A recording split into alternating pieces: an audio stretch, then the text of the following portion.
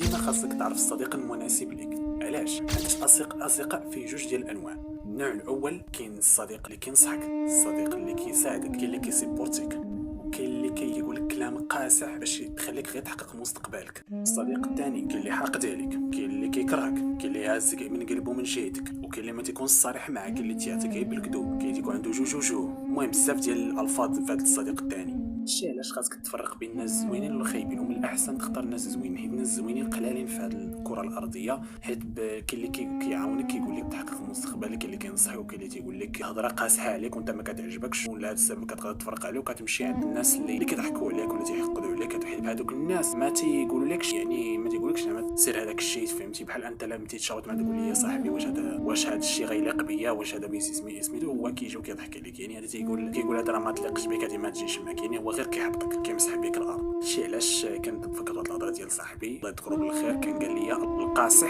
حسن من الكذاب. هاد الهضره معقوله وعنده الصح. المهم هاد الفيديو ما تخليوش عندكم، بارطاجيو الناس اللي قراب لكم، اللي كتعرفوهم، اللي عزاز عليكم. هادشي اللي كاين، وتصاوبوا في راسكم.